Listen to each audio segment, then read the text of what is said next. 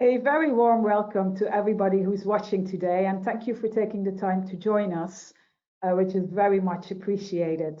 Jersey Finance has been organizing Women in Wealth events in the Middle East for the last couple of years, which have been quite successful. So we have decided to build on our insights gained and launch a new series, which is Women in Leadership. Like many of you, probably all of you, COVID has interfered with our business plans and our travel schedules and our physical events. So our first inaugural event is a virtual one. But this has given us the opportunity to go global. And Jersey is known for its global presence. And we have been working very hard over the last couple of years to build out a global network of business partners, an amazing network, both men and female. And we work well together because we share the same values, quality service, expertise, experience, forward thinking, and reputation. Today, the spotlight is on our female business partners. And we're doing it a bit differently than normal. Normally, we would discuss why you would have the Jersey Trust for your succession planning or why you should relocate your fund to Jersey. Today, we're actually going to look at the person behind the job title and let our business partner tell you the story, how they got where they are now.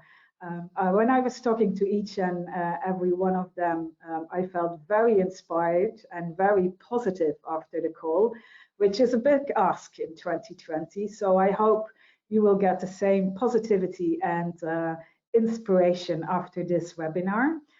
We will have a keynote first, followed by a panel conversation. At the end, there will be an opportunity to ask questions to the keynote and the panelists. But we begin with our keynote speaker, and I'm honored to have Shadia El-Meushi. She is the managing partner of a leading regional law firm here in the Middle East. She has been recognized in the region as one of the most influential women and globally by the Financial Law Review as one of the top female leaders. Shadia is also on the board of Equality Now, which is a global organization that uses the law to strive for a just world for women and girls.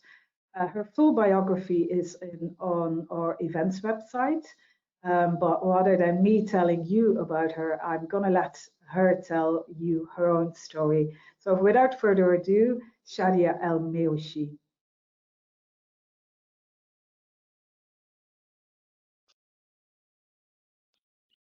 Greetings to all. It's a real privilege and pleasure to be able to spend this time with you from all over the world. This new virtual life connecting so many of us actually does have its positives. And thank you very much to Jersey Finance for making this happen. As for many of us, I suspect this year has been life-changing for me in many ways. Many lessons I learned throughout my life truly came to fruition these past 2 years. When I look back at my to-do list, the checklist is varied.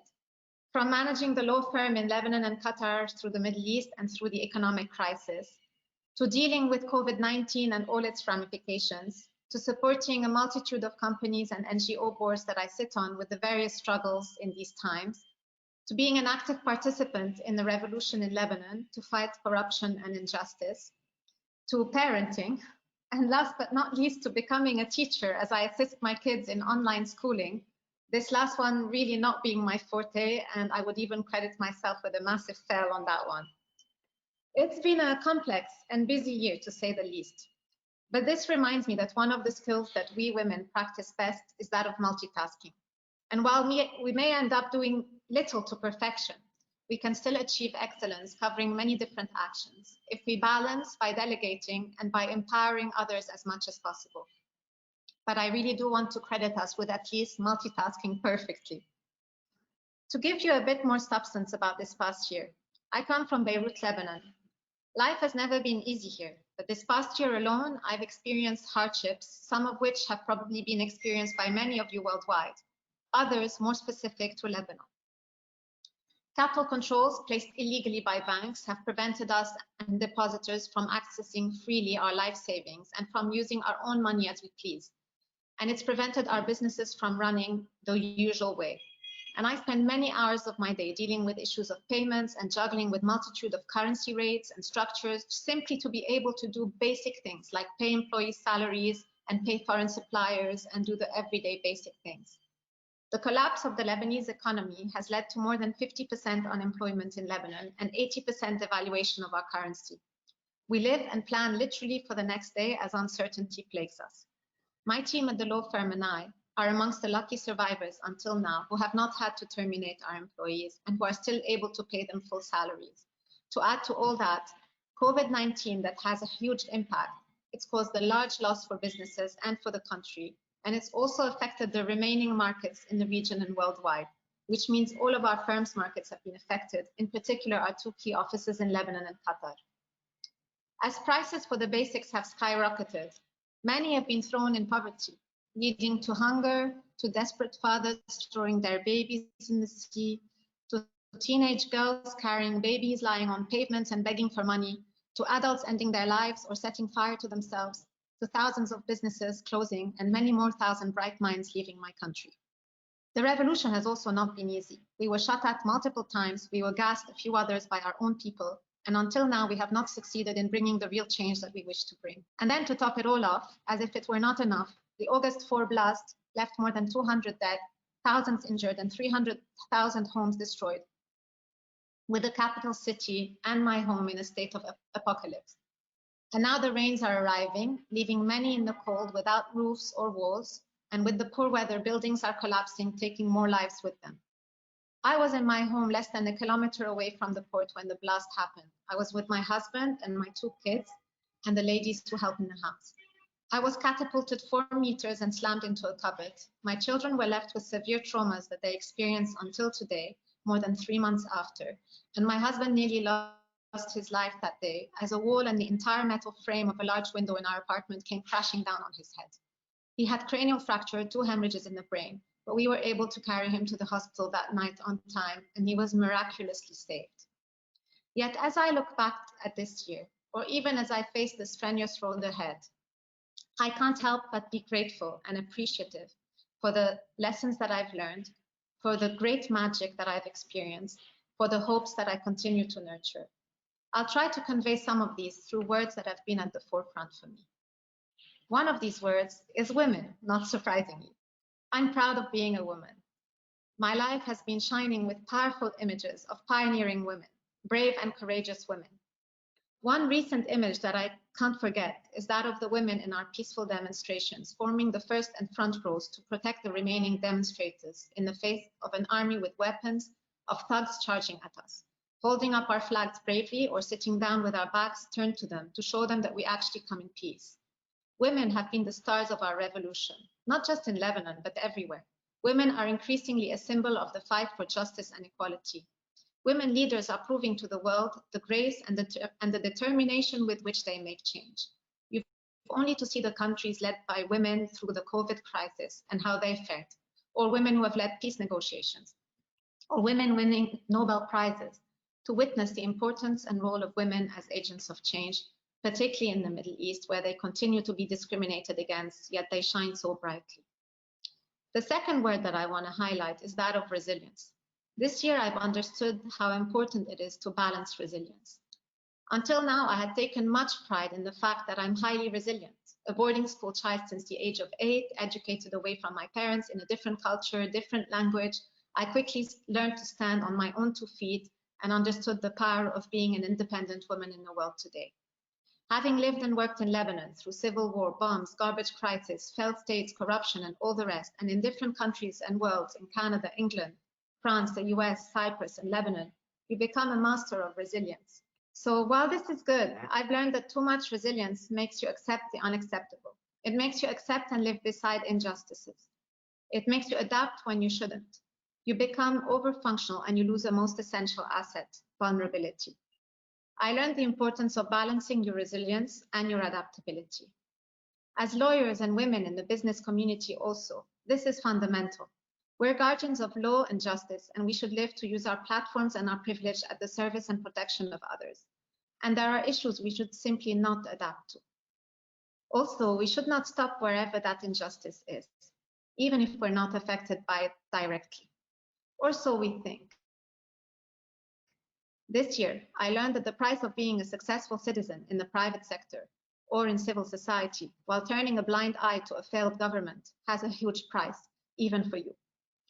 This brings me to the words identity and action. We're not defined only by what we do. We're not only women, mothers, business persons, or lawyers. We're armed with powerful identities, complex ones, as well as complex tools that are available to us to make change happen. I'd always identified myself as a lawyer mainly, until I really asked myself what matters to me and what I care about. It's then that I realized that I was spending most of my time doing work that was very important, but that wasn't always related to what I truly cared about. At that moment, I realized that the platform I had built until now was really a power engine. My law firm and my experience can serve for a greater good.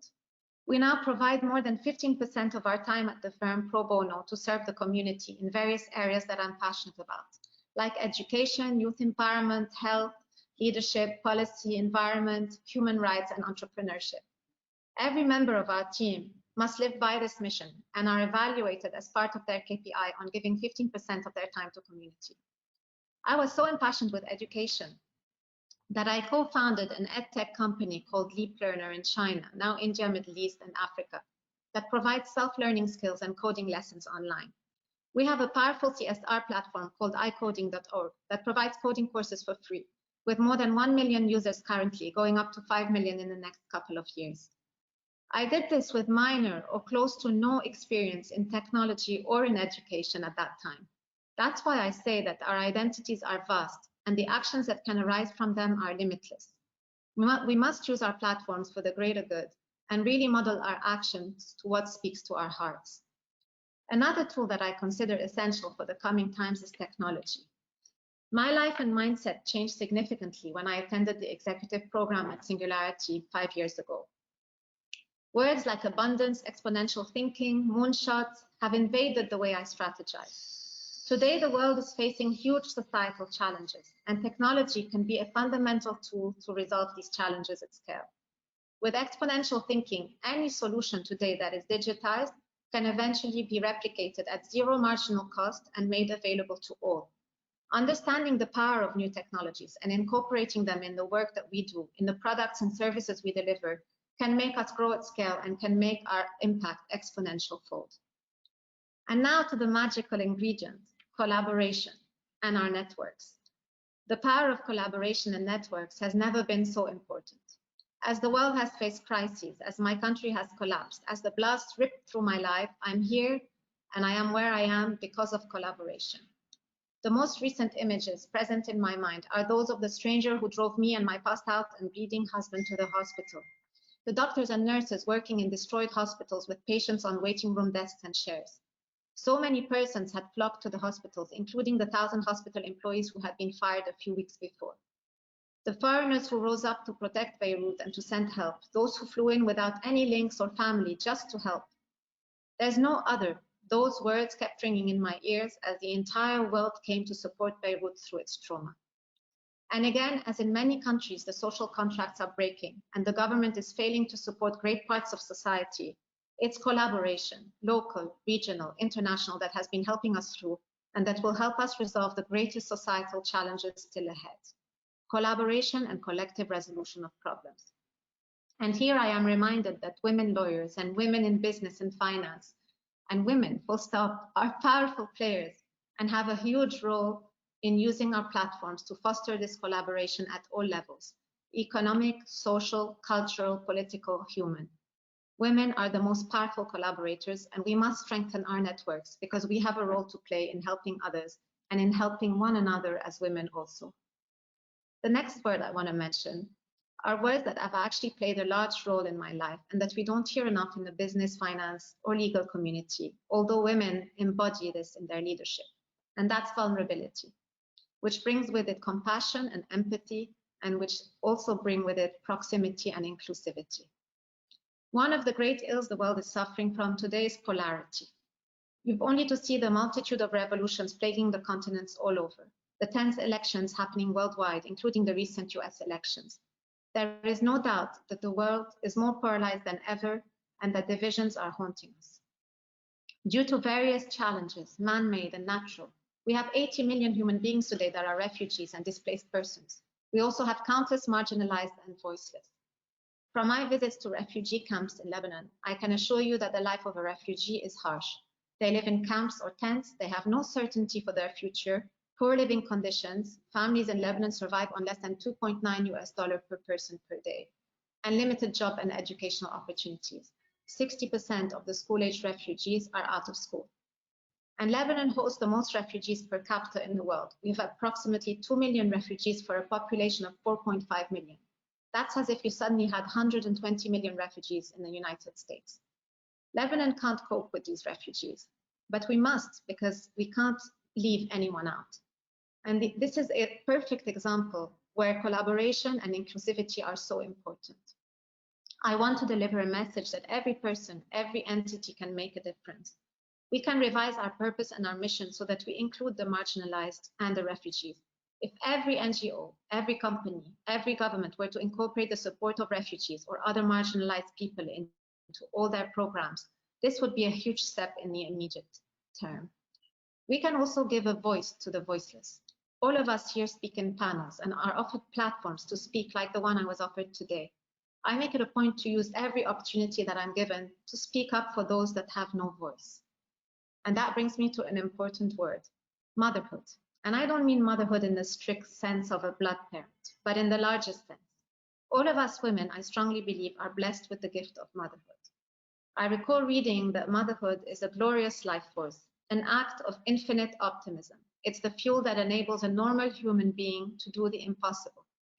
If we can take that gift and spread it widely, not only to our own, but to the wide net of human beings connected to us, to the earth in general, to the environment, then this motherhood can only lead to positive change. It's been a real gift for me to view motherhood through a far larger lens, to be grateful for my own 2 children, and to open my arms to a much larger family and community, as a person who empowers others to lead. The leadership initiative that I co-founded with the Aspen Institute has been so impactful in that it has empowered many leaders across the Middle East to use their entrepreneurial skills to solve challenges for the region and to become better leaders for the communities. We each have the power to empower, and that has affected my mindset, my reach, and my actions. The last words I want to leave you with are gratitude, hope, and light. These words have been essential in holding me up throughout the various crises and difficulties. I really remain grateful to be a woman lawyer in the business sector, and for all my privileges. I remain hopeful in others around me. I only have to open my eyes to be inspired by the many examples of hope in human beings around me, especially the women and the youth. Take our panelists today, for example, or even by nature. A wave, a tree, a rainbow, a butterfly. Nature is the bearer of hope and inner peace. As for light, my lesson in life is that it is in broken things and through their cracks that there's always light. I'm broken and I don't have to be perfect. None of us have to be. It took me a long time to accept that, and I know it's always difficult for a lawyer to accept that. But to take the words of Leonard Cohen, ring the bells that still can ring. Forget your perfect offering. There is a crack in everything. That's how the light gets in. As a community of women leaders, particularly in law and finance, but not only, we have many bells to ring and much light to let into this world. The road ahead is uncertain, there is no doubt, and we are continuously confronted with change. I wish to leave you with the hopeful words of Rumi that always guide me to ease my fears of change and uncertainty. And they say, do not worry that your life is turning upside down. How do you know that the side you are used to is better than the one to come? Thank you very much.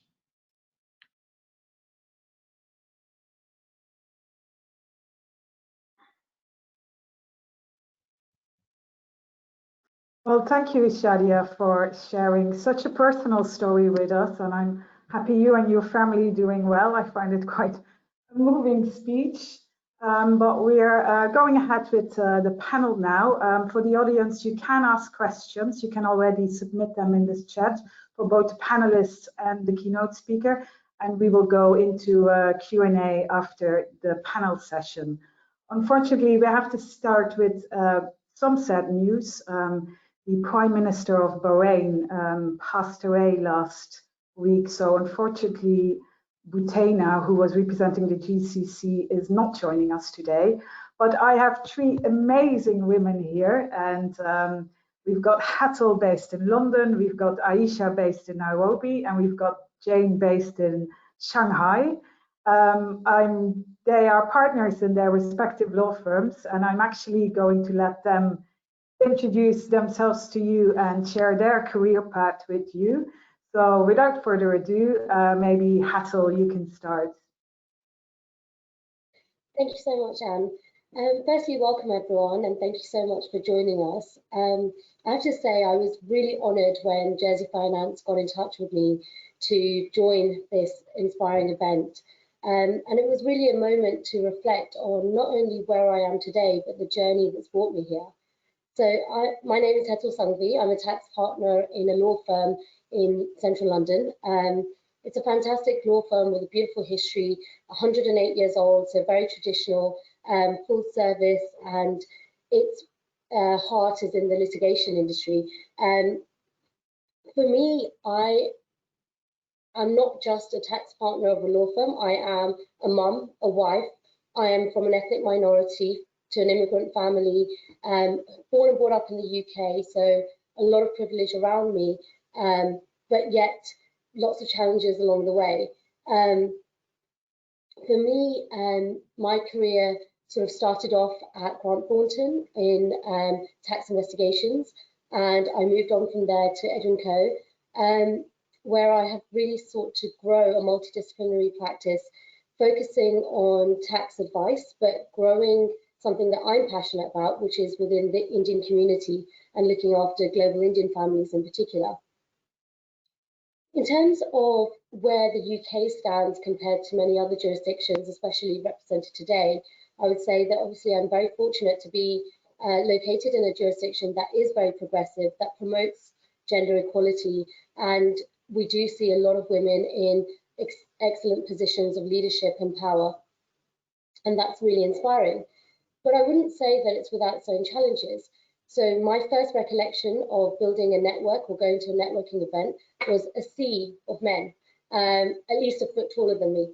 And it's incredibly challenging when you're very new to this idea of networking to think, how do I even approach a conversation? How do I connect with other people, individuals, when they are talking about football or golf or whatever it might be? I am generalizing here massively, but these are some of the smaller challenges that you do come across. And I think what it's built for me is a view that I have to embrace who I am and think about connecting with like-minded individuals to really build a network, to be able to grow a business and to get to where I've gotten to today. I think I come from quite an entrepreneurial background, in that from the age of 10, 11, I was working in my parents' shop here in the UK and sold my first sari at the age of 11. And that's something that is who I am. And I think growing a business is something that's really important to me. But what I've found most inspiring is actually the idea of empowering other women along the way. So I found that it was challenging to broach into a network or an industry that is potentially more male dominated in certain areas and certain niches, but actually connecting with more women along the way has been incredibly inspiring. So whilst I'm in the UK and it is very progressive, I think there are still lengths that we can go to further empower women, to further balance the gender gap that still exists. Thank you, Jane. Hi, I'm Jane from Shanghai, China. I have been a lawyer for 16 years. After graduation from law school in China, I joined a top local law firm and was very quickly promoted as a partner of the firm. Actually, I was youngest partner of the firm at that time. But on the same year, I was pregnant and have my daughter. There are a lot of noise actually at that time. Doubt that whether I can continue to contribute as much as before after I've been a mom.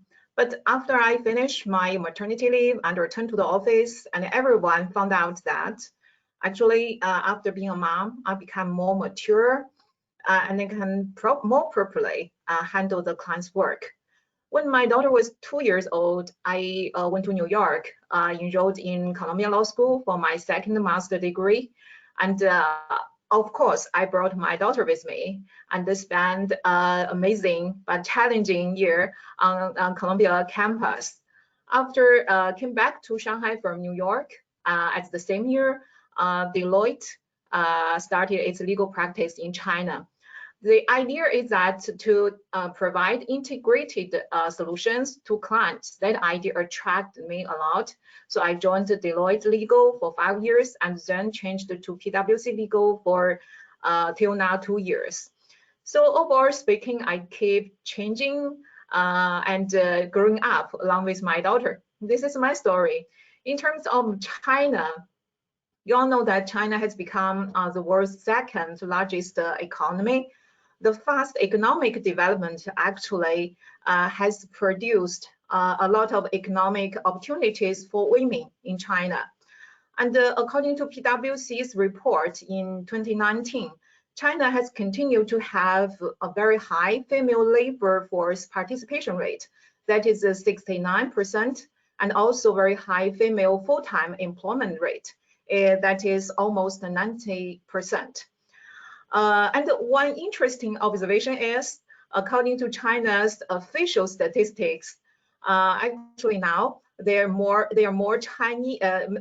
women than men receiving university education in China. And even in law school, you will see that the female-male students ratio, it is almost 6 to 4. So, but meanwhile, we also notice that in China, the sex ratio, it is the 110 to 100. That is actually high than the norm of 107.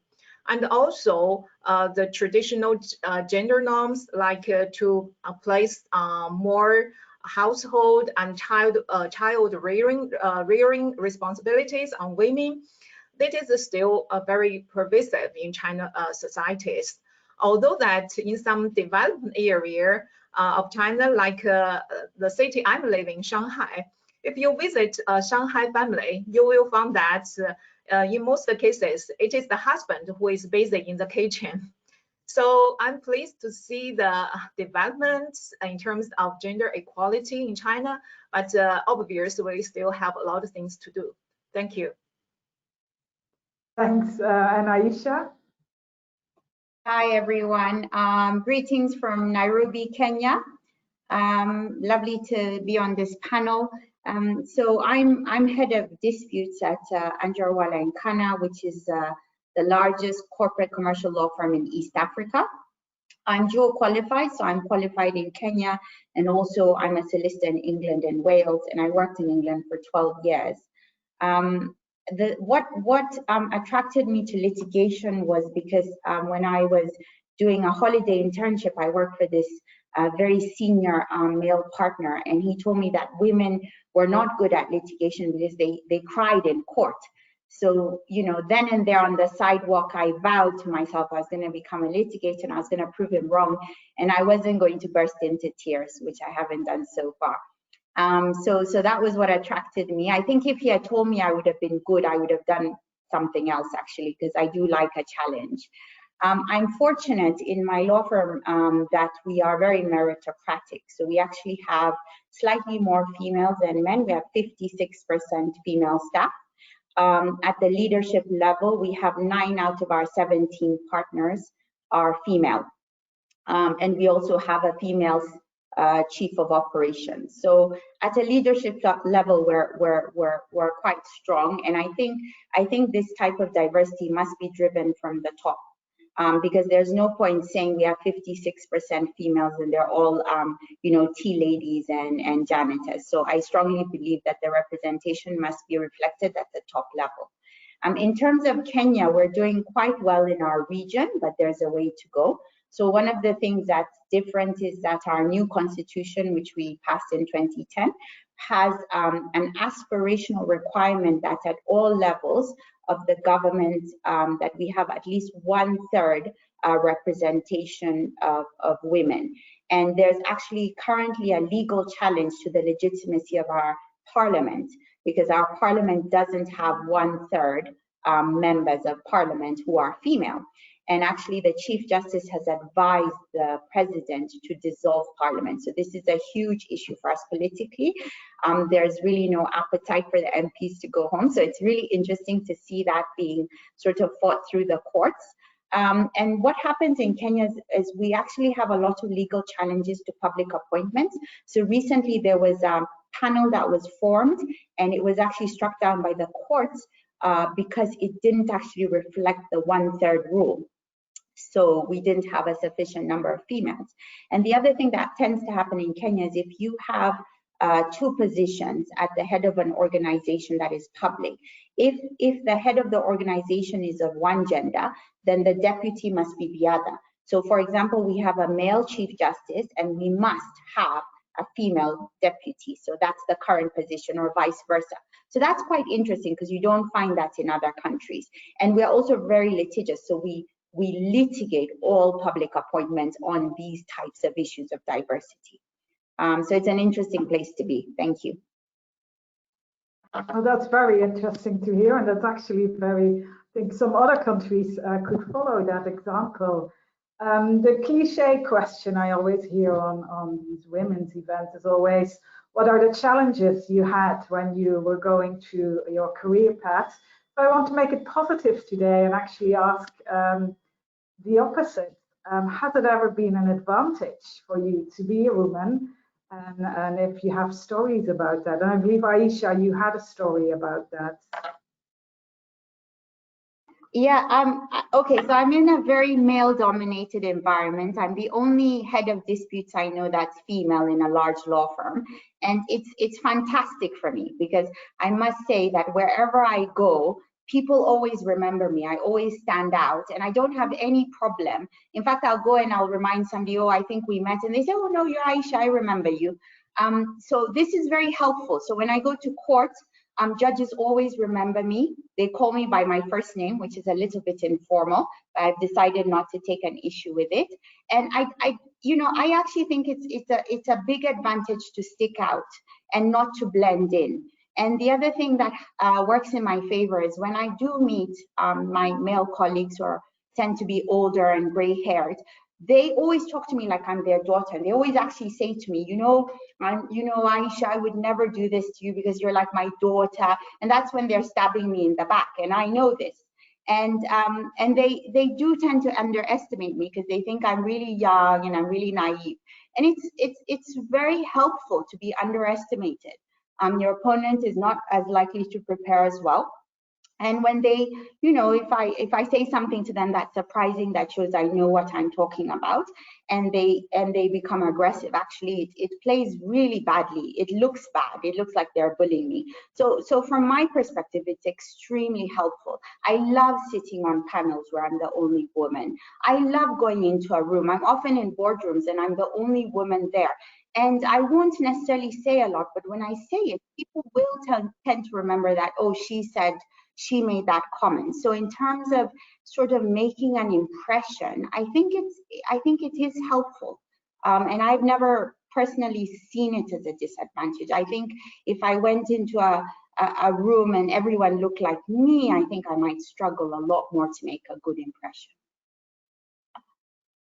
And I believe, Jane, you also had a story on this. Yes, because as a lawyer, my practice focused on private client legal services.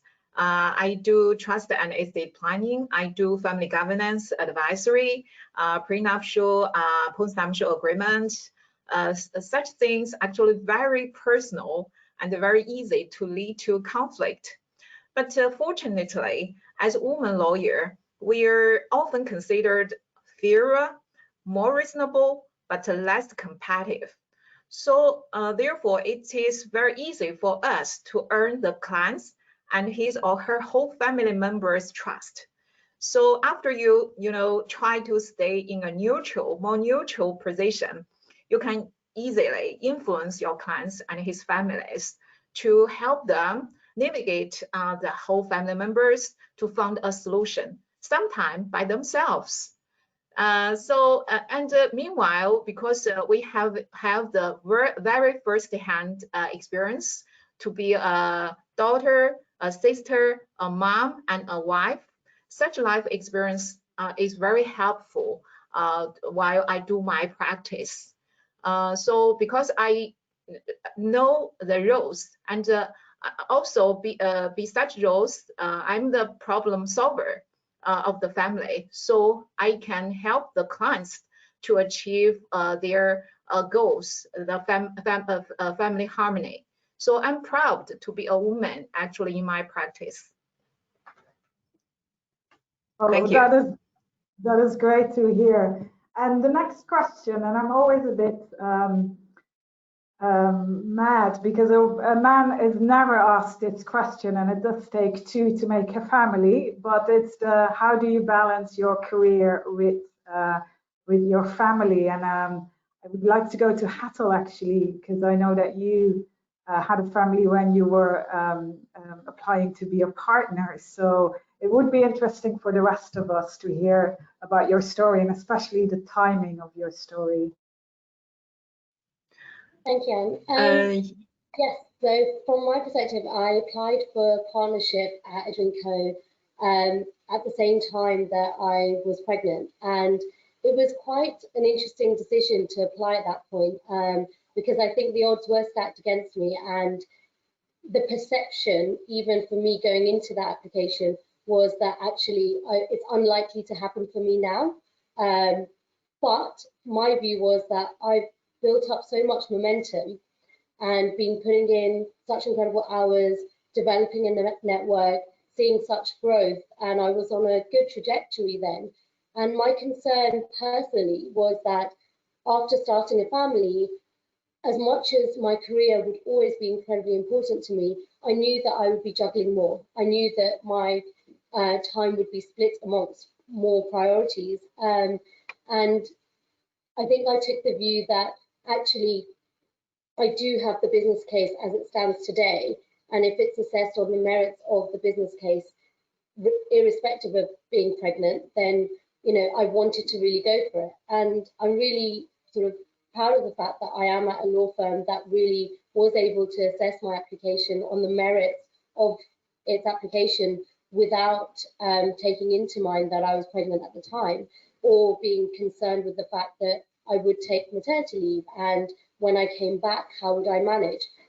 Not to say I didn't have these concerns for myself as to how I would balance all of this when I actually came back from maternity leave, but it was incredibly rewarding to achieve partnership and actually become a partner technically whilst I was on maternity leave. So my first year of partnership was essentially whilst I was on maternity leave. But what I found the most interesting, I think, is how you juggle both, but how you change your approach. So for me, growing a business involved networking. Networking before becoming pregnant involved drinks after work, quite typically.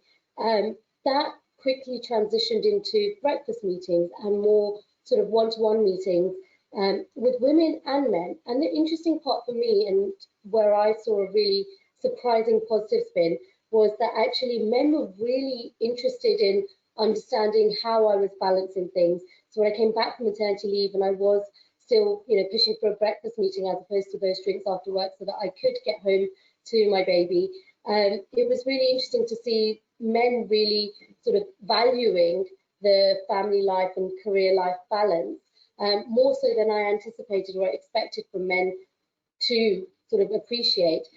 The other side was actually also the fact that we as women, I think, sometimes have a tendency to be a bit defensive about the fact that we do juggle a family life with our careers.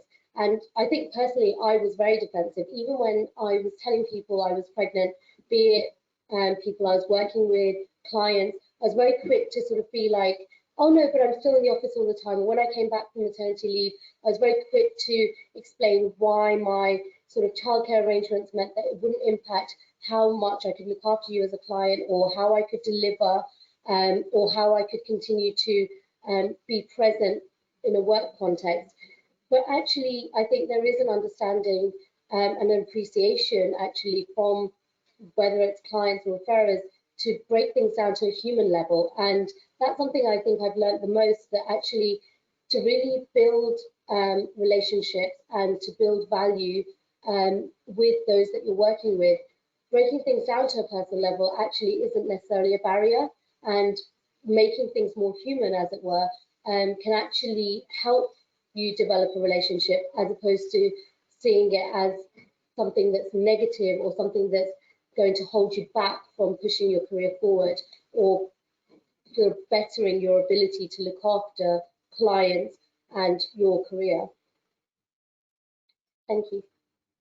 Yeah, I thought that was a really nice story, because it actually made me think about myself. Because I think if you would have asked me at the time, should I apply for partnership while I'm pregnant, I would have told you not. I would have told you not to. I would have told you to wait. So that I have to change myself, actually. But on to the next. So Aisha, how are you juggling it all? Okay, so I think I learned a lot from my first pregnancy, which I applied in my second.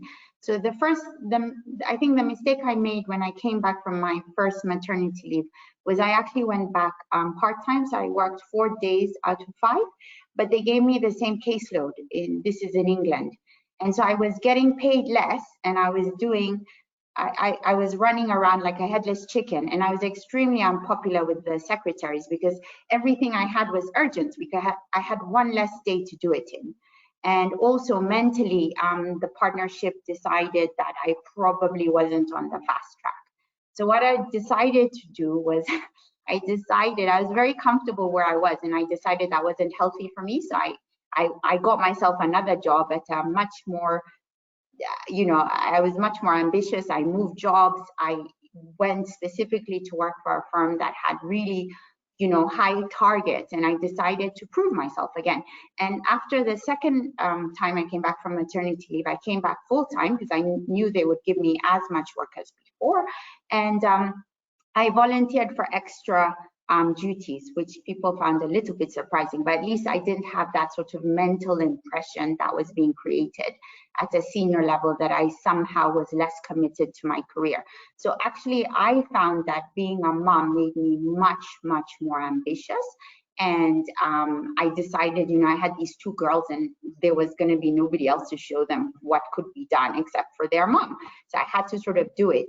And the other thing that I find, my kids are really my most difficult clients, and they teach me so many things that I apply with my real clients. So my advocacy skills improved, because I would be running late for work, and I had to coax a toddler into their winter coat and like explain to them why mommy could not afford to miss a meeting. They weren't interested in my issues. And so I had to become a much, much more persuasive advocate, which I applied. And I had to sort of think about a lot of human psychology. How do I get this little person to do what I would like them to do, but then make them think that it's their idea? And really all of that. And then I became a project manager. So at work, I'm a project manager. I manage lots of people and things. And a lot of that is because I have to manage lots of things at home at the same time. So I've actually found that having a very full family life at home allows me to balance a very difficult and stressful career. I think if I didn't have those demands at home, I would probably immerse myself in my job. So it's actually very good. And I always tell, my colleagues that I come to work to relax. It's where I can finish a cup of tea, and I can read the newspaper, and I can pay my bills, because I don't have this luxury at home of just sort of leisure time. So I actually find for myself, coming into the office is actually very relaxing. So it's been a bonus.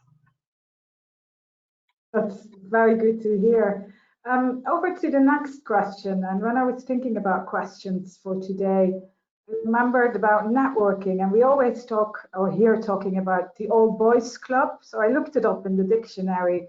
It's an organization excluding women with a history of male control, but we know it better as male friendship groups that actually help each other, especially also in the workforce.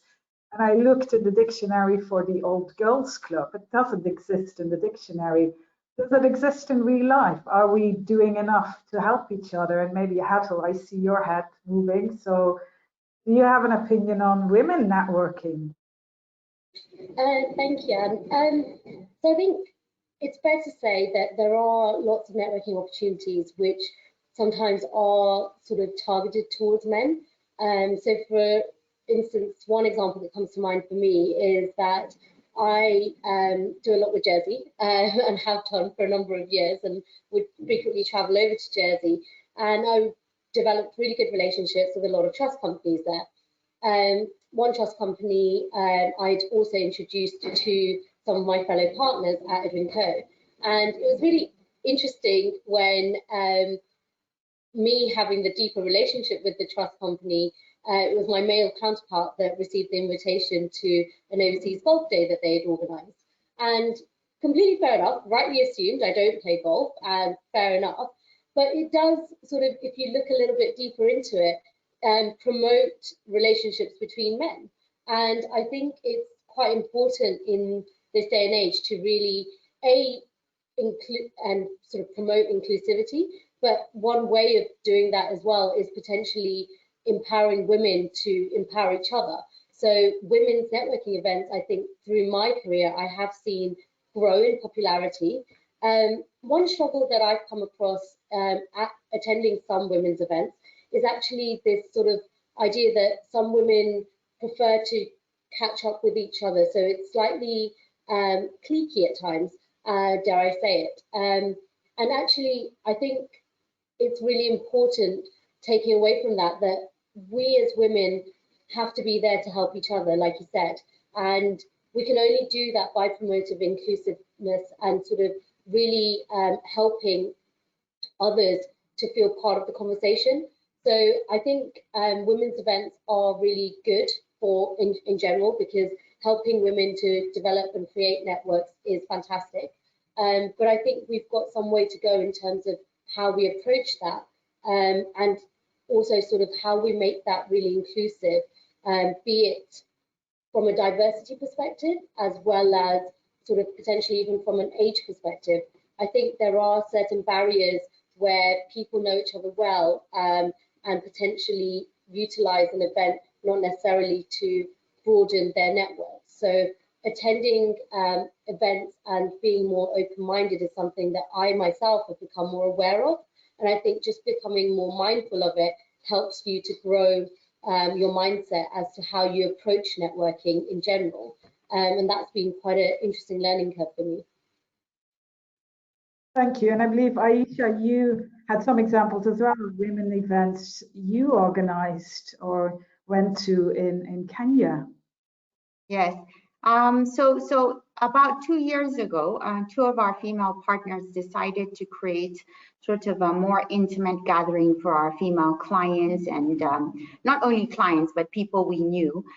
So we organized every 6 months, we would have like a female speaker, and we would have like 45 people in a closed, very small environment where you weren't allowed to sort of record anything or attribute anything said outside the room. And this person would tell us about their career path and challenges they face, but they were supposed to make it very, very personalized. So not, sort of something you read in a book, but what actually happened to them and how they dealt with it. And we started off with this great lady from PwC who was head of their East Africa region, and she was in a very male-dominated environment, very hard environment, and she made it up the ranks before there was any sort of word known as diversity. So it was very interesting to hear what she had to say about how that is done. Because in Kenya, we don't have a lot of the enabling laws, but we have this, obviously the new constitution, which is quite helpful. And I think my takeaway is that smaller events are much more effective for networking. Because I've been to these really large loyalty events, and I feel like it's almost like you're a robot and everyone has this like 2-minute pitch and they give you their business card and there's no attempt to get beyond the surface. And I don't think that that creates meaningful relationships. So for me, I would rather meet 1 or 2 people, but have a much longer chance to speak to them and understand what they're actually about. Men and women. And I personally like to go to mixed events because I always say that I want to meet decision makers. So if I'm going to say I'm only going to meet female decision makers, I'm probably, you know, really not giving myself a very good chance to meet as many people as I need to. So I personally like mixed events anyway. But I think the size is important because if it's too big, it's very impersonal. Having said that, I still think if you have a chance to speak at a huge event, even if everybody's a sea of faces and you never meet anyone, it's still worth it for your own brand. But I don't think you can expect to form a meaningful relationship. That's the difference, I think. I was just looking at the timing, and I think it's time to bring our keynote speaker in again, Shadia, because we can go to a Q&A, and you can still ask questions via the chat. But I had some questions coming in, so excuse me if I was looking away from the camera sometimes. And one of the questions was, what did you want to become when you were young? I'll have to say, when I was young, I wanted to have a candy store so I could eat candy all day. I'm very glad my life ambition went further than that, otherwise I wouldn't be moderating. But just to add on that question, what did you want to become? And maybe first question for Shadia, did you think when you were young you would be able to realize what you have realized? Yeah, hi, thanks, Anne. Yeah, so I have to say that what I had planned to become when I was young was actually a spy. So that didn't materialize at all, as you can imagine. That was my dream. Obviously, I knew little, only very little about the spy life and only the glamour that you would see on TV. But that was my plan. And actually what I noticed in life, that everything that I actually planned, little of that came to fruition. And the things that really filled my heart and my spirit and my soul were actually things that I had not planned. And so what I would really recommend to all is to actually follow the paths or the little calls or the whispers of the heart that actually lead you towards the unplanned, and you will actually find many surprises along the way. Thank you. Jane, did you think that you would be a partner in a law firm? And was it what you wanted to be?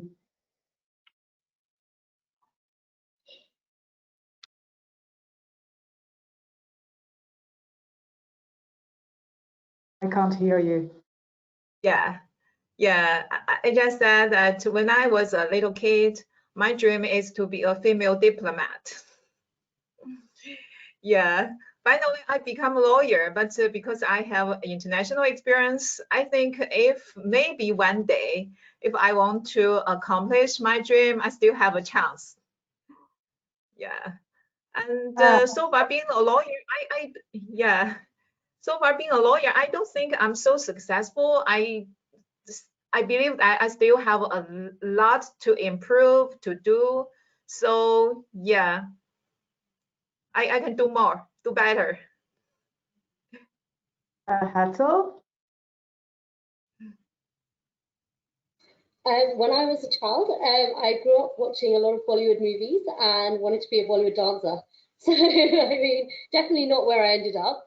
It latterly changed into wanting to become an economist.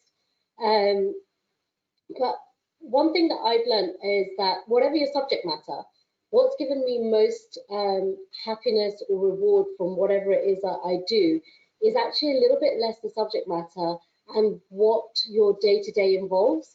So for me, meeting clients, seeing clients, working with families and really getting to know families has been actually so rewarding. So one doesn't necessarily imagine that being, focusing on tax is going to be a career where you get to know families in the depth that I do and really work to towards their succession goals, which doesn't sound necessarily exciting on paper, but I do find that actually what I get to know and how I get to work with the sort of nuances of each individual family is incredibly rewarding. So it's not where I thought I would end up at all, but actually incredibly sort of something that gives me much more reward than I anticipated.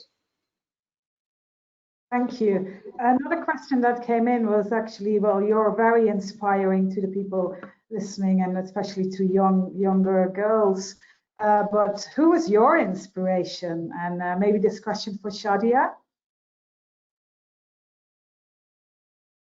Yeah, so at the risk of sounding, you know, a little bit stereotypical and saying my parents, but they really are an inspiration, I'm going to choose someone that everybody does know, and that is Gandhi. Actually, I'm going to choose Gandhi because there are two things particularly that I find very inspiring. This year, I learned how hard it is to really resist non-violently and to remain peaceful and calm in the face of oppression. And I think to have not only mastered that, but to have actually led millions of people to follow you in that stead is a huge feat. And the second thing is that actually Gandhi started this movement when he was 46 years old. And I think that is extremely inspiring for many of us who are in that age range, and that, you know, his biggest calling, he only started when he was 46 years old. So that inspires me. And Aisha, did you have someone who inspired you when you were young? Yes, not as interesting as Shadia, but it was my my father, because my father was a really big champion for women, and he had 3 girls. And in Islam, if you educate a girl, you are guaranteed paradise. And he educated 3 of us. And I always find it very interesting when people assume that I was educated despite objections from my father, because it's the exact opposite. If he wasn't religious, he wouldn't have pushed all of us to study until postgraduate level. So he came from a tiny village where, at a time when they didn't even bother sending even the boys to school. So I felt that to have somebody who grew up in a very traditional environment, who was so open-minded and ahead of his times, is really, for me, very inspiring. And I just wanted to say that I think for a lot of us, we also have to give credit to the males in our lives who really helped us. Yeah. Well, time flies when you're having fun, because we're already nearing the end of our webinar. So as a last question to all of you, I want to ask your top tip for the younger generation, or people from your same age. So I know you're all lawyers. I'm only going to give you 1 minute a person, and please stay in the limit, because I know for lawyers it's always a bit difficult. Maybe to start with you.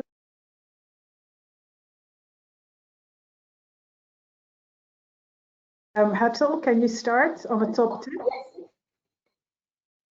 So my top tip, I think, would be push boundaries, push barriers. Don't see anything as unachievable, because the only barriers are those that you create in your mind, because, or to the extent possible, even the unexpected could be achieved. And if you fight your own corner, you're more likely to be able to discover new things that could lead you down a path that will be really successful. For me, that was exploring the Indian market and growing a business there that didn't exist previously, and working outside of my comfort zone, very much outside of my comfort zone, developing relationships from scratch, almost creating networks from something that didn't exist at all, cold calling firms to see if they were interested to meet. But it was incredibly fictitious, and for me, I think breaking down any barriers is the top tip I would give. Hopefully under a minute. I didn't time you, but I think so. Aisha, what is your top tip?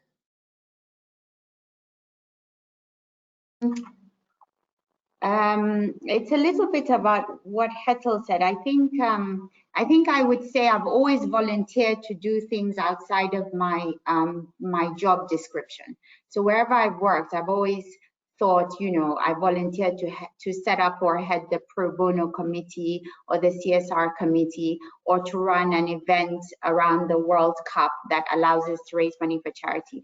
And the reason I do this is it allows you to meet people you otherwise don't meet in your day job, to get to know colleagues that you otherwise wouldn't know. And it also forces you to develop certain skills that are weaker. So when I wanted to improve my public speaking skills, and I came back after my second baby, I volunteered to train some of our real estate colleagues on updates in the law. And that forced me to become up to speed on certain developments. And it forced me to go out to all these offices. We had 7 different offices. And I didn't know people outside of my own office. And I was forced to then go and visit these people and form relationships. And it wasn't easy to do, and no one else was interested in that. But it was important for me to diversify the people I knew and the people I could pick up the phone to. So I think there are a lot of people who will not be interested in talking to you because of your day job, but may be interested in talking to you because you share a common interest. And for me, it's pro bono. And I think it's really useful to have something else that you bring to the table. Thank you. Jane? Yes, I want to share something a little bit different, because as a women professionals, we inclined to devote most of our time and energy to our study and our work, but to sometimes ignore a little bit our families. And this is also a lesson from my life. That's why I want to share here. So gradually you will feel the distance between yourself and your kids and yourself and your husband. Actually, they are the ones that you love most in the world. So you need to take some actions to take care of them, to let them know that you love them. And thanks to the COVID-19 actually, and thanks to the lockdown, I spent several months at home with my husband and the daughter, and I can take care of their daily life in that 4 months, 24 hours a day and 7 days a week. So I can somehow make up the distance between me and them. So actually it is a lesson to me, because as a women, we used to dedicate it to our job, to our client, but sometimes a little bit ignore the ones that we love most. So please take care of them as well as to your client. Thank you. And last but not least, Shadia? Yes, hi. So I would say stay very connected to your young self, to your youth self. There's so much learning there that we sometimes forget as we grow up. And so I would say very much stay connected to that person. I would say also stay connected to learning and being open to education and learning opportunities throughout your life. Don't stop just when you're done with university. And the last thing is I would stay connected to your fears. There is so much learning on the other side of fears and so many gifts on the other side of your fears. So that would be my top tip. Thank you. My top tip is actually very easy. It's basically please follow the 4 previous tips, all of them, because they were very good. By this, I want to thank the panelists and the speaker. It was really good. I really enjoyed myself, so I hoped you did as well. And the people watching and taking the time for joining us today, very much appreciated. I hope in the next event of Women in Leadership, we will see each other face to face in region. But this was a nice virtual global event to start with. So thank you, everybody. Thank you. Thank you. Thank you.